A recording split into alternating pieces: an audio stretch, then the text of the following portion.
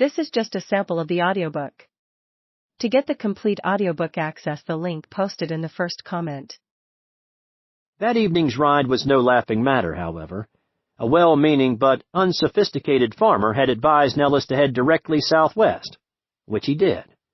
The local advice, as it often did, proved untrustworthy. Nellis explained, "After following this advice for an hour, we suddenly come to an abrupt terminus of the road. No farther track is apparent, and we are miles away from the nearest habitation. No fences along the road, and surrounded by acres of barren field. Visions of being lost on the prairie flit before our startled vision with lightning-like rapidity, and long and earnestly we scan the horizon for some sign of life. Occasionally the dim outlines of a farmer's house looms up like a speck in the far distance, while the last glinting rays of a slowly setting sun cast weird, grim, and ghostly shadows over the undulating plain. Far to the eastward we discern, in the gathering gloom, the uncertain existence of a telegraph line, and set out, by roundabout ways and prairie paths, for that beacon of safety. Striking the line, we find a ridable road and turn southward. 3 miles, and we espy light. Hurrah! A town!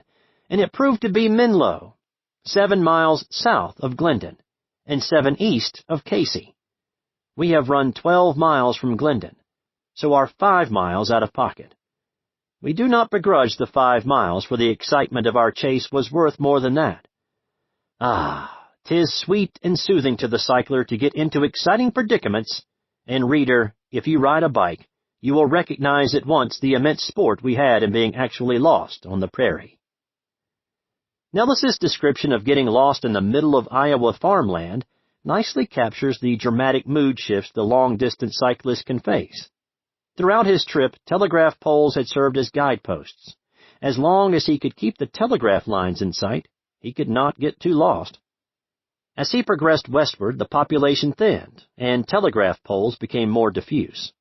Detached from these landmarks, he became separated from his social and cultural moorings, and the growing darkness, besides offering a very real threat, added to his alienation.